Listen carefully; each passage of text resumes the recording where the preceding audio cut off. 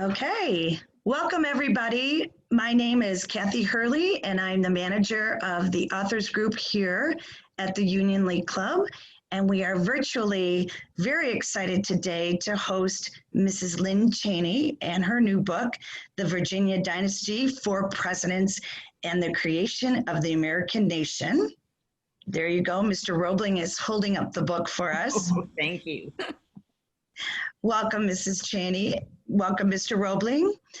We have great memories of your daughter, Liz, and husband, Dick, when they were here in September of 2015. And what I wouldn't give to go back to that date and time right now and to host a in-person event, because I know this place would be packed to come and see you. We are very honored to have you. Mrs. Cheney is an American author. She is a scholar, a former talk show host, so this should come like old hat to you. And she's also is married to the 46th Vice President of the United States, Mr. Dick Cheney, and you have served as the Second Lady of the United States from 2001 to 2009. It's a great honor, Mrs. Cheney. You love history for as long as you can remember, and you have spent much of your professional life writing and speaking about the importance of knowing history and teaching it well. You were born in August, so that makes you a Leo, so you and I have something in common. We're both Leos. And your mother's name was Edna Lolita Vincent and Wayne Edwin Vincent. You have two daughters, Mary and Liz. And you went to the University of Wisconsin, Madison, is that correct? I did. And Liz went to the University of Chicago Law School, so we have many ties. You have many Midwestern ties, I would say then. And welcome, Mrs. Cheney. Mr. Roebling is a member of the Union League Club. It's okay. It's okay. Yeah. You don't want me to go through the whole Mr. Roebling? No. I was just wandering around, and luckily I got in here. It's really good to be with you. Thank you so much. Very, very happy to have Mr. Roebling, a member of the Union League Club. He's a prominent member of the Public Affairs Committee, also as a principal of Clear Span Strategies. Come on, I could say it. Okay.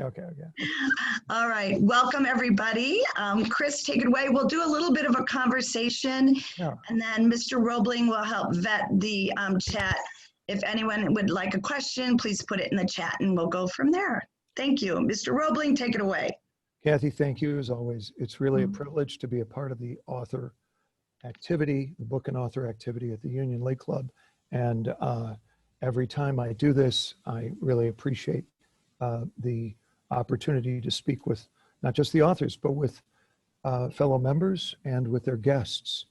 And we'll be doing that in the second half of this program. So that's really going to depend on the quality of your questions. So please don't hold back. Come up with good questions and send them along, and we'll get them through the chat box.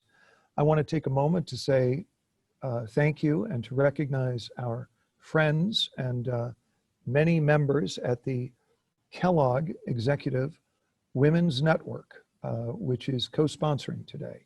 And that, of course, is the Kellogg Graduate School of Management up at our beloved Northwestern in Evanston-on-the-Lake, and then a little bit farther up the lake in a small town called Winnetka. There's the bookstall, which occupies the very area. There used to be the bookshop when I lived in Winnetka, growing up buying books, and they're doing a great job selling books now. And indeed, you can get your copy. There it goes again. This is a terrific book, Mrs. Cheney. Thank you so much for adding us to your tour and being with us today. Thank you. Well, it's a pleasure. Thank you for having me. I actually, even though I've got this marker in the middle, I've read it almost entirely. And I felt like I was going through the clips of last week. Oh, interesting. Interesting. There was an epidemic in Washington. Oh, you're exactly right. There was an insurrection in Western Pennsylvania. There were rioters outside the Philadelphia home of George Washington. There was concern about whether or not people understood the Constitution. I thought that the events that you recall and that you described so elegantly in your writing. We're leaping off of the page into today's environment, if I may say. What did that strike a chord at all? Oh, yes, indeed. The challenges were great, and the responses are interesting. You know, Washington had no hesitation about putting down the insurrection. He sent 13,000 militiamen to deal with 6,000 angry farmers. And when the militiamen started showing up, the angry farmers sort of melted into the countryside. So it's also of value, I think, to see how these great leaders responded to challenges like that. I just thought nothing old, or everything old is new again. I just felt that I took some solace, some, not entirely, but I took some solace that as a nation, we've been living these issues. Allow me an obvious, tell all of us, what is the Virginia dynasty? It's the first, well, it's four of the first five presidents of the United States, and they were from Virginia. And beyond that, they also lived within a 60-mile radius circle just east of the Blue Ridge. So they were born, they grew up, they built their homes in an area that was like kind of extended neighborhood. And I think, well, first of all, it's a device for telling stories that usually don't get told, to focus on those four men. It brings people to the fore who usually aren't at the forefront. Moreover, it's an interesting study to consider why it is that in this great and large world, in this backwater country, in this rural area, four men should emerge who would change US history and indeed change the world. And that was part of the attraction for me.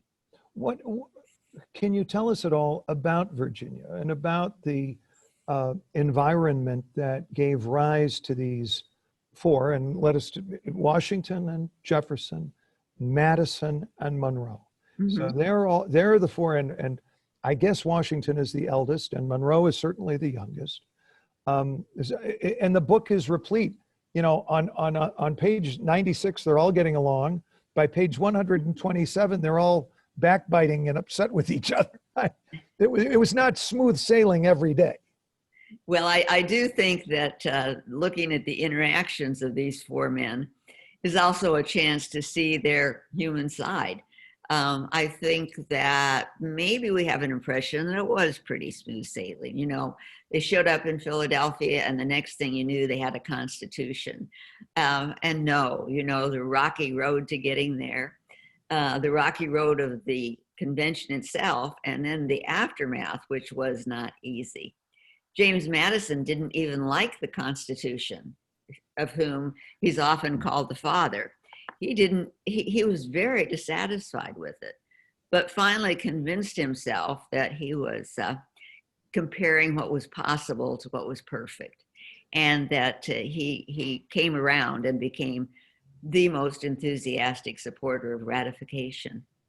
And I wonder, it is obviously the Virginia dynasty and these four, but there's a fifth party, there's a fifth wheel who just had a show on Broadway for 7 years, and he seems to have turned up. He was either enchanting or bedeviling each of these guys at various points. Can you tell us about Hamilton and how he related to these four? Hamilton was very close to Washington during the Revolution. They fought together and they traveled together. And after the Revolution, he became one of Washington's advisors, one that was very influential. And his policies were entirely different from Madison's and Jefferson's.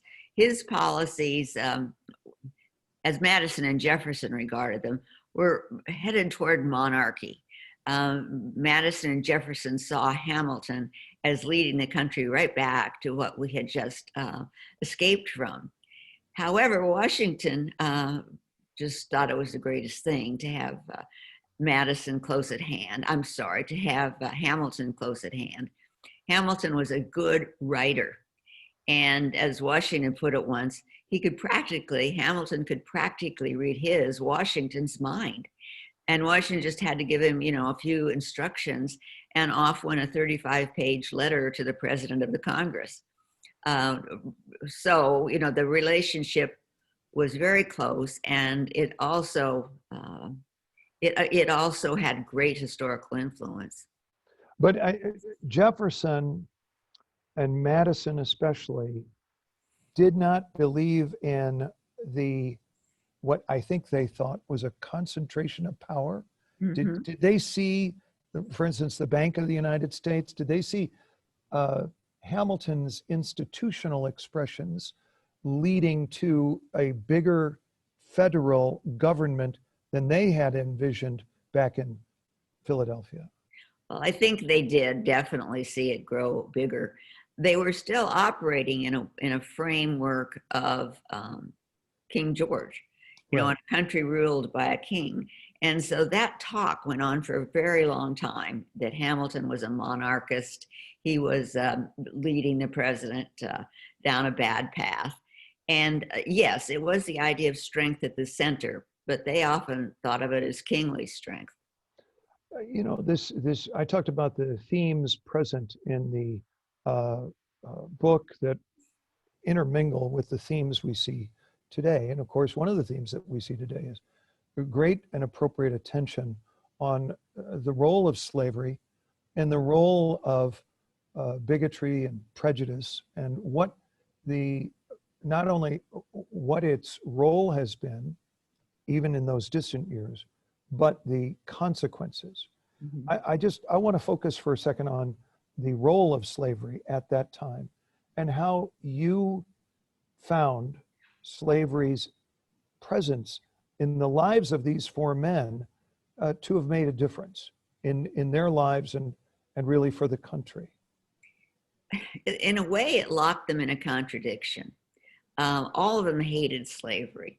Jefferson in particular, early in his life, when it looked like slavery might possibly go away on its own, introduced measures in legislative bodies to encourage that along. And it was Jefferson who set the model for the Northwest Ordinance, which prohibited slavery. Exactly, you're sitting in the middle of it.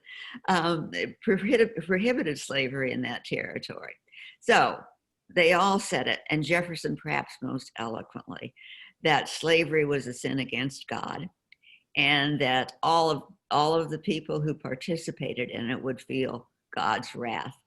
And these were sincere statements. They really believed that slavery was wrong.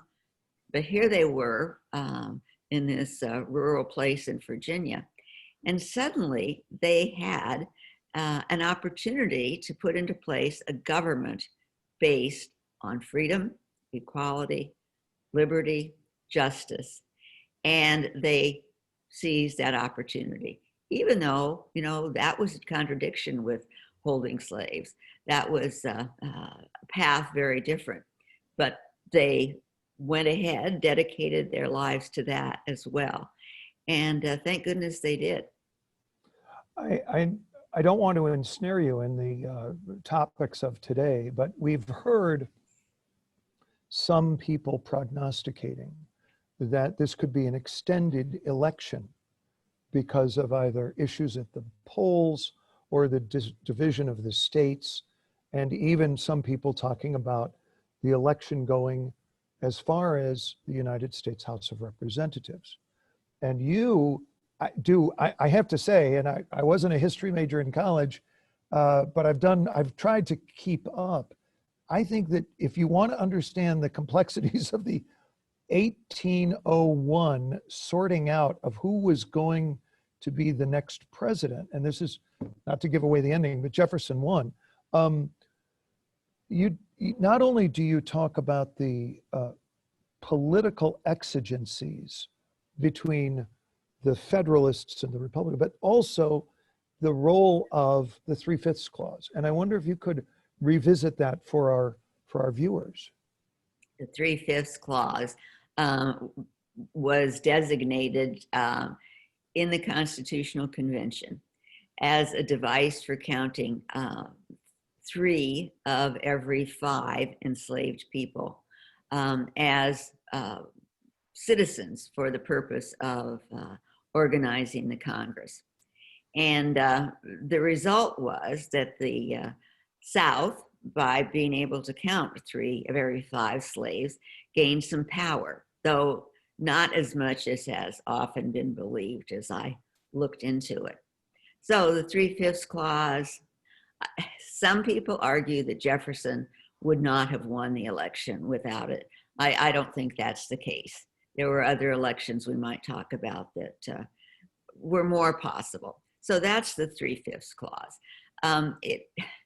Jefferson was a man who said he hated politics, but was pretty good at it.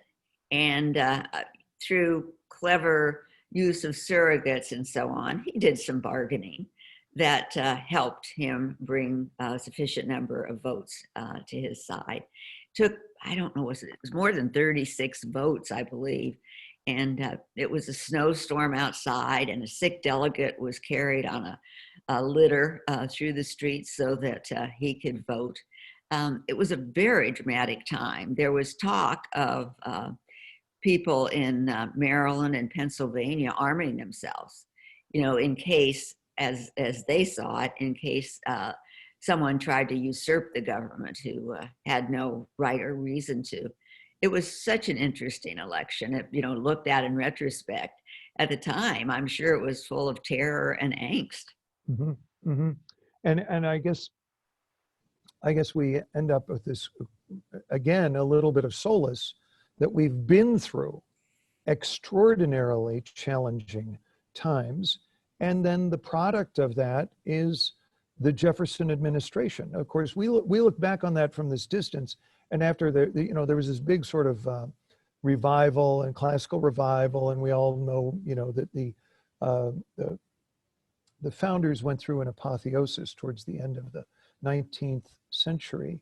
But when Jefferson sits down to act, or stands up to be actually the president, here again, it's not smooth sailing, and he has his own political battles almost every place he turns.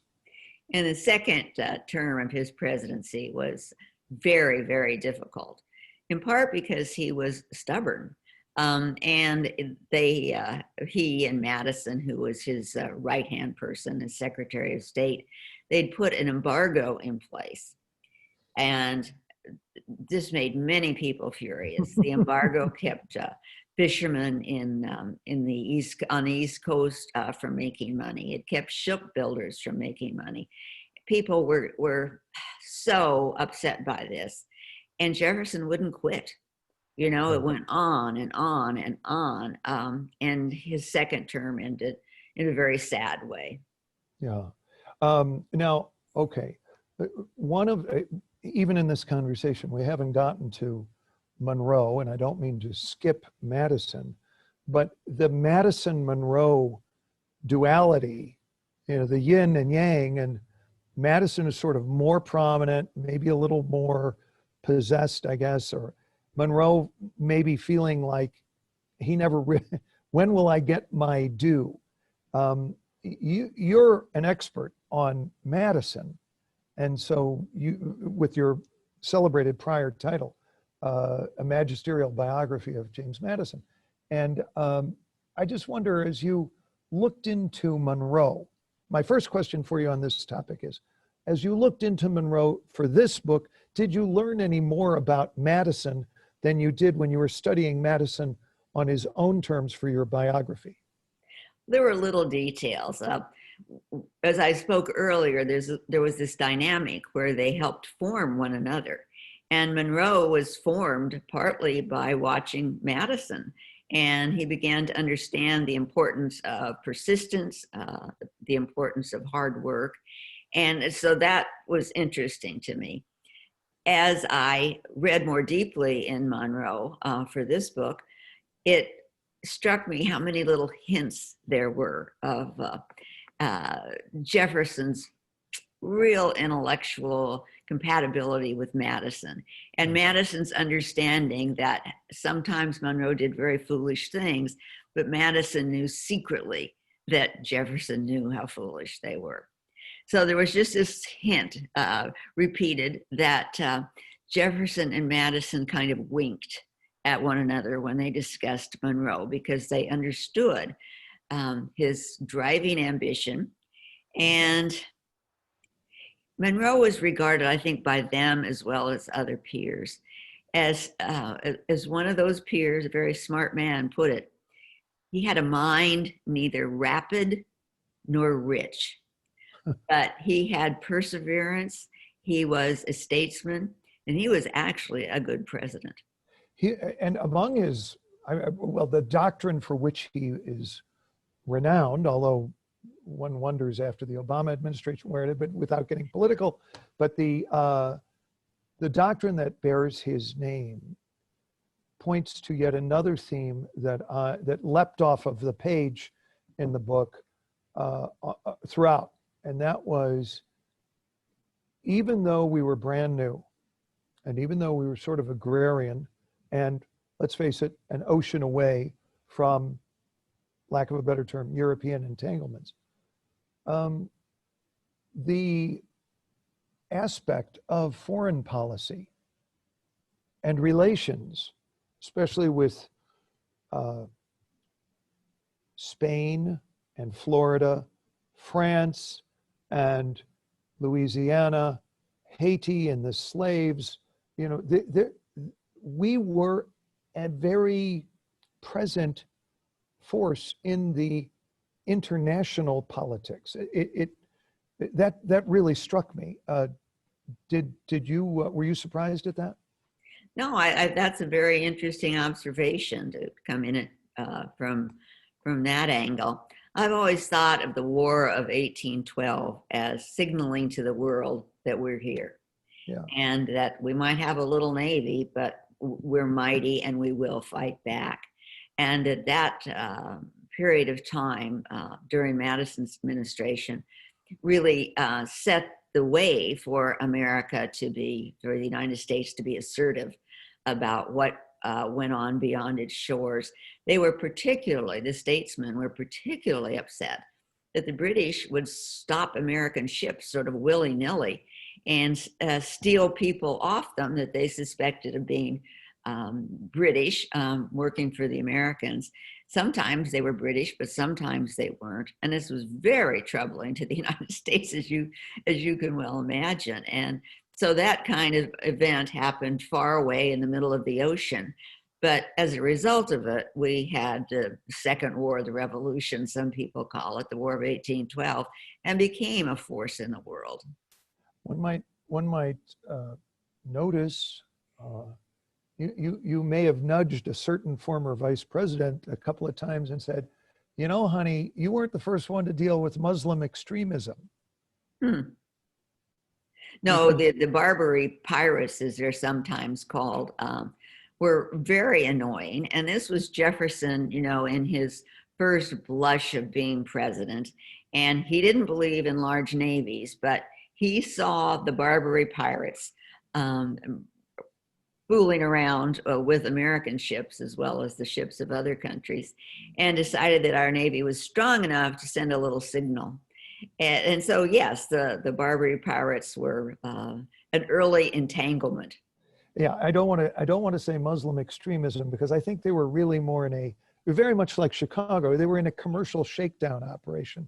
They weren't really doing this so much on the basis of one strain or another of their time-honored religion and faith. So, all right, I want to mention to our fellow attendees, it's time for you to be thinking about your questions. I've got 24 minutes past the hour. So we'll be looking for questions in a few minutes, and you can start sending them through the process, and I'm going to do my best to not embarrass all of us and get those questions read for our very appreciated guest this afternoon, Lynne Cheney, on her book, The Virginia Dynasty. So, all right. I talk about all of these different activities and events that could intermingle with today's paper. And I here again don't want to be political, but we've got a father of the country, his picture's right up here, who in his second term appears on your pages more so. And I looked back at some other Washington biographies. You found more evidence of his, I want to use the word self-doubt, than I've ever really seen. He was quite concerned about himself, wasn't he? Yes, he certainly didn't betray it to his peers, a few, but not to people generally. One of his great gifts as a leader was of giving the impression of great self-confidence, total self-confidence. But when you read the letters and you understand some of the events, he was desperate for someone he could confide in, desperate for someone who would be his friend, his trusted friend. And he tried that first with a man named Joseph Reed, a lawyer from Philadelphia. And Reed betrayed him, not politically, but Washington happened to come across a letter that told him that Reed had been discussing his indecision with Charles Lee, who was second in command of the Army at that time. He reached out to Hamilton and wanted Hamilton to be his close friend, but Hamilton wanted no part of that. He eventually freed himself from that close relationship with Washington, though he continued to take advantage of it. Hamilton, when Washington died, mourned him by saying, "He was a very aegis to me," meaning he was the flag under which I marched, which is a remarkably frank thing to say in that circumstance. Theirs is a very interesting relationship. Yeah, probably worthy of, given the attention that Hamilton's received, I think that obviously there's a renaissance in interest in his contributions. Mm-hmm. Well, I, as much as I appreciate this opportunity to chat with you, it's time to get some of the questions going. Wendy Betts says, what influence on the lives of the four presidents came from their wives while they were creating this brand new country? Well, Mrs. Washington brought great wealth to Washington, and that was a not inconsiderable factor in his success. I think she was a very comfortable woman. She was very brave. She traveled during the winters of the Revolutionary War to wherever the Army was at winter camp. This was these were perilous journeys. So, she was a good woman, a brave woman. Washington wrote letters later that to another woman explained that his and Martha's relationship had become friendly, which I'm not sure Mrs. Washington would have appreciated had she seen it. Mm-hmm. Jefferson's wife died very young. He promised her on his deathbed that he would not remarry. And some people use this as a partial explanation for the affair with Sally Hemings. There's not the right word, but for the relationship with Sally Hemings. I don't know if that's so. Those relationships, that kind of relationship, master and enslaved person, it was not uncommon in this time and this place, which of course is no way to excuse it. And when I think of Jefferson's weaknesses, I often say to myself, how could you, knowing you are the father of these children, watch them grow up enslaved? How could you? He did show them some special favor, but nevertheless, they were not free people. So that's two wives. Monroe's wife was sick a lot, and that affected his presidency, and he had a very difficult daughter who inserted herself in her mother's place. So this is kind of a little interesting anecdote. And then Madison, of course, had the most amazing wife. Oh my gosh, was she a sort of the rock star? I mean, she seems to have been extraordinarily, first of all, filled with presence, and obviously she must have been an attractive person. But one gets in the book, one gets the feeling she knew her way around politics. And wasn't afraid to show it. She put herself out there in an age when women didn't do that. She basically wrote herself into the War of 1812, with a long letter to her sister describing saving the Washington portrait and how afraid she was and fleeing. And so she knew she was writing for posterity. And I think that's admirable. Here is a woman who is explaining, yes, I was a wife, but I had this amazing role that I played. And she wasn't afraid, wasn't shy about leaving that for history. And can you talk a little bit about how James and Dolly Madison came together, and where did she fit in the sort of first families of Virginia or the whole social milieu? Well, she didn't fit in very well in the first families of Virginia, but her beauty, I think, helped overcome whatever obstacle that was. One of her friends said that men stopped dead in their tracks when she walked down the streets of Philadelphia. Madison saw her one day, and immediately, this is just to show you how little a world the 18th century was. Immediately one day, he asked his friend and his college classmate, Aaron Burr, to introduce him to Dolly. And I'm not sure she felt love for him right away, but he was a good marriage, and he and she had long and happy years, except for his stepson, her son named Todd Payne. And someone wrote he was the serpent in the garden. Yeah. He made them unhappy again and again and seemed not able to help himself. I want to mention to you, here is a quote from one of our attendees. Mrs. Cheney, welcome back to the Union League Club of Chicago. It was a delight meeting you in May of 2014 when you visited us for your wonderful book, James Madison, A Life Reconsidered. It was a pleasure to read, and I commend it to others. And that comes from our friend Brian Daly. Thank you, Brian. I've got another. What, may I ask, did you learn while researching and writing this book that surprised you, whether individually about the presidents or collectively about the milieu? The presidents, I found to be more quarrelsome, more angry more often with one another than I had expected. Madison was the least likely one to disparage someone else, but he had his feelings, though he didn't express them as angrily as Monroe did. I think the publication of the Monroe Papers helps us to see better what a complex person the fifth president was. He grew to despise George Washington.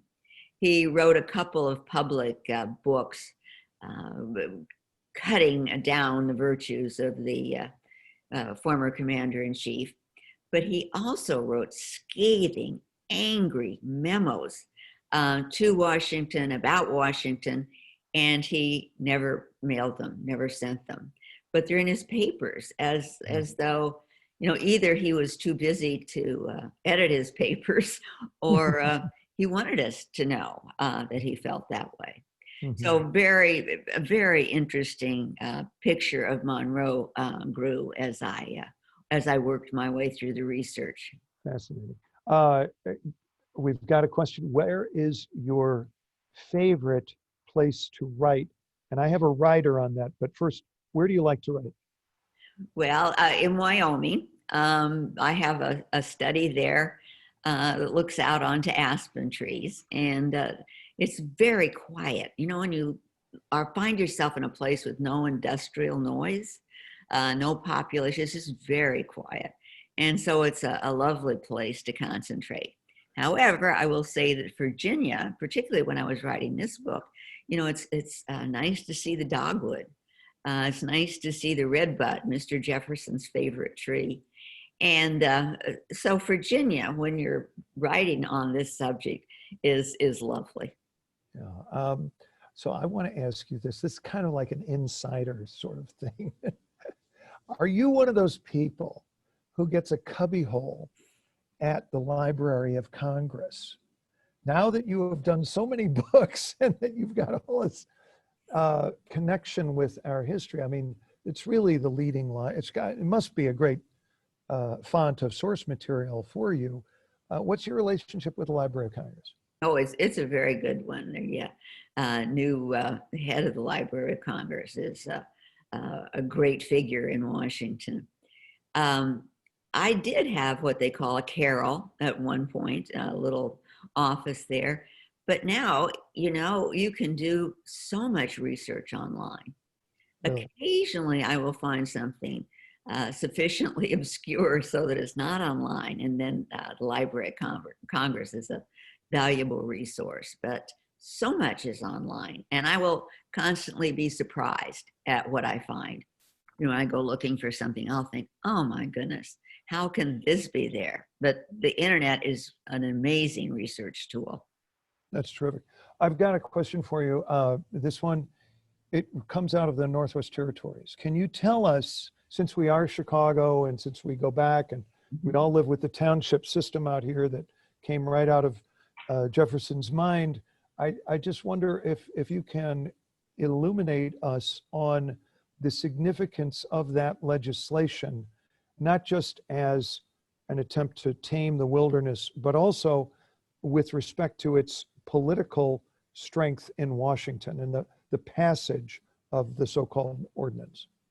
There was political conflict because some states saw it as giving more power to states in that area, in that territory of the United States, than they thought was proper. I have enjoyed thinking of it this way. In the olden days, when we flew on planes a lot, and you'd look out the window and you would see this grid work. You don't see it when you're down, but you look from the plane and you see the grid. Now, I'm sure that is probably not the same grid that Jefferson designed. It is. The very same. Well, that's real. I'm glad to know that. But it is a remarkable. Yes. If you want to know about Virginia, yes, the first governor of Illinois was Shadrach Bond from Virginia. I don't know that. And I'm just a block and a half north of Randolph Street, which John Randolph from Virginia named for himself. That was the first street that he drew in Chicago. Huh. So we truly are, we're the living.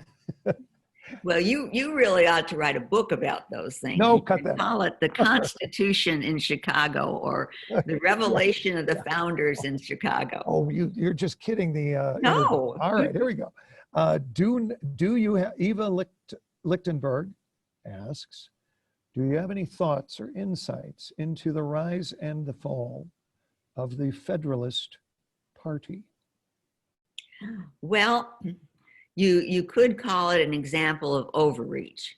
When the Federalists were powerful, when John Adams was the president and he was a Federalist, they passed some measures known as the Alien and the Sedition Acts. And the Sedition Act in particular was offensive to Madison and to Jefferson because it threatened freedom of speech. It said no one could speak ill of elected officials without being subject to punishment. And of course, they just wanted to keep speaking ill of Adams. But, more seriously, they saw this as a threat to the very underpinnings of the country. And most people did, I believe. So when Adams left office and that was gone, people could look back and say, "Ugh, didn't they go too far?" And I think generally concluded that they had. So, okay, this reminds me of a question I want to ask you that relates to, we talked about the 4 plus Hamilton, there's the 4 plus Adams, and the legendary prickly personality. And then we have the four plus John Marshall, Mhm. and especially Thomas Jefferson and John Marshall, A, and B, I have to say here again, with today's headlines, people might think the issue of constitutional interpretation is unique to our time, Mhm. but these were, I don't think we include Washington as having written the Constitution, but these other three guys really were personally involved. And I mean, from month to month, they're saying, you've misinterpreted the Constitution. No, you're misinterpreting. Can you discuss with us the vivacity of their cacophony of opinions? Marshall was a very clever fellow, and a new biography of him should be written. He went to school. He went to this school where the Scottish Enlightenment was very much emphasized with Monroe. It was one of the best schools in the colony of Virginia. So Marshall knew Monroe very well, and the others too. But he was very tricky. You know, he wasn't openly hostile. He handed down Marbury versus Madison, a very important early decision that established the power of the courts. And it took Jefferson a while to figure out that this was not good. At first, it seemed as though Madison had won a victory in his office as Secretary of State. But no, it turned out that the Supreme Court had won a victory in setting itself up as the interpreter of the Constitution. Do you have any views on judicial supremacy? And I'm not trying to draw you into the 2020 campaign, but having sat with the words of these gentlemen, what insight did that give you to say today's issue? You know, we're going to have a nominee. President Trump promises a nominee who will seek to interpret the Constitution as it was understood at the time it was enacted. And the Democrats are going to say as they have for 25 years, God love them, that the Constitution is a living document, has to grow. And with the Jefferson quote, you don't wear the clothes of a boy when you're a man, and all that interpretation. You've now spent a couple of years reading their words. What do you think? Well, perhaps I have a natural inclination for the idea that the document they produced was the effort of so many brilliant minds. And the document they produced, one of the marvelous things it did is it did not enshrine slavery in any way. They produced a document that was really for a time with more justice than their own. Constitution is quite amazing. It has been the bulwark of our country. It is the foundation and framework. And the idea that we're going to, and this is total exaggeration, play a willy-nilly dance and figure out that the Constitution means what it's expedient for us to have it mean, strikes me as wrong. And I think I probably came to studying the founders with a predisposition to that. Mm-hmm. And coming away, I mean, of Madison and Monroe and Jefferson, let's just focus on those three for a quick second. Obviously, we think of Jefferson immediately with and rightly so, with the Declaration. Yes. Madison literally coming from Montpelier to Washington with what became the Bill of Rights. And, his own concerns about the Constitution prior thereto. Is Jefferson's contribution to the Constitution understated, or is Madison's contribution perhaps overstated? I don't think so. One of the few times that Madison and Jefferson were at odds was when Madison was struggling with the Constitutional Convention and trying to keep it on track and trying to speak on every important issue and trying to keep notes, which have proved to be our most valuable record of what went on. While he was doing that, Jefferson was off in Paris as our ambassador, having quite a grand time. but not being unwilling at all to comment on, to opine upon the Constitution. And so he didn't do it directly so much. His great betrayal wasn't direct. He wrote letters to people in the ratifying conventions and urged them, in Virginia particularly, not to ratify his friend Madison's Constitution. Now, he had an argument, sort of, that, don't ratify in Virginia, and then we will get a chance to attach a Bill of Rights before the Constitution is validated by all of the states. Well, that was an idea, but it was a pretty unpolitically savvy idea. If you opened up the Constitution one more time after you had struggled so mightily to put it together, Madison felt, and I think rightly, that the whole thing would have come apart. The states would have started fighting again, and there would be no document for us to build a country around. Excuse me. Which gets me to this question of, and I don't want to get too esoteric, but structural federalism and the restraints on the government that we had with the Constitution before the Bill of Rights. Can you tell us? Obviously, Jefferson was leading with the Bill of Rights, and obviously Madison came around and he writes these amendments and takes them to Congress. What is the best that can be said of the men, and they happened all to be men at the time, of the men who gave us the Constitution that did not include the Bill of Rights? What's the best we can say of them? Madison's feeling, and I think he was more sensitive to what was happening than most of his peers, was that a Bill of Rights wasn't necessary, that there was nothing in the Constitution that restricted rights. There was nothing in the Constitution that said you don't have free speech or you do not have freedom of religion. And so because those ideas weren't in there, he didn't think it was necessary to put them in. Now, that's one part of it.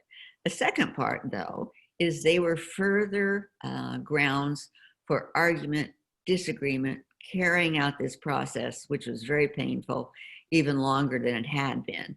And I'm convinced that for a long time, he had in his mind the idea that we would get the Constitution done, and then when we had ratified it, then we would amend it. And of course, that's what he did. Mm-hmm. He thought that the amendments to the Constitution, the Bill of Rights, would be very good for a couple of purposes. One, reminding us of the rights that we had in this, that free people had in this great country. But also, he thought of it as a little piece of parchment that you might just want to put on the wall so that children would understand that.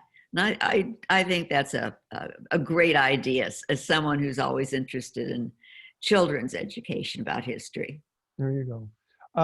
Folks, if you have a question, we've got a few minutes left with former Second Lady Lynne Cheney about her book, Virginia Dynasty, which we're having a great time chatting about this afternoon.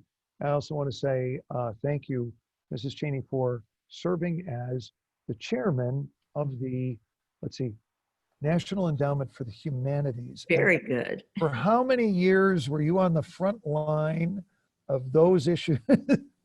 It was 6 years that I served, but my goodness, it was a quarter century ago at least.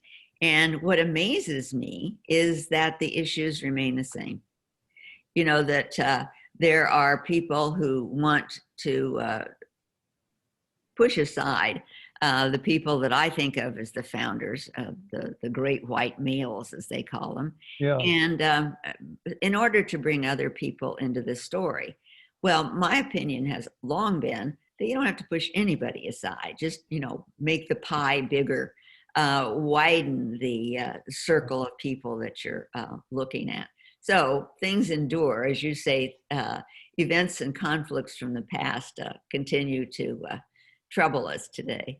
Tevye, Tevye is the authority on this. Yeah. In the first act of Fiddler on the Roof, Tevye says, "Good news will always stay. Bad news refuses to leave." That's really good. Uh, I think are we through here? I don't want to. I don't want to be through, but I think we might be. You can talk all night. We could go. We'll call up Viking and say, "Send her back." Good. Okay. Because I very much enjoyed it. Well, so we enjoyed having you, and we always do. And I've got one final. Okay. Michael Burlingame, the eminent Lincoln scholar and member of the Union League, has begun researching local newspapers around the country for content from interviews, physical interviews that took place between reporters in the 1850s and 60s and Lincoln. Ah, interesting. No, it's a very- great topic. Yeah, and so did you find it? I didn't make this point, but we were talking about Jefferson didn't like politics, but he was good at it.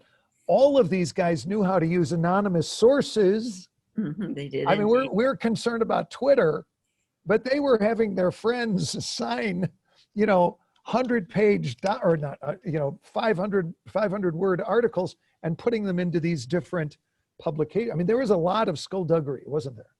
Indeed, but it was skullduggery on a smaller scale in a sense.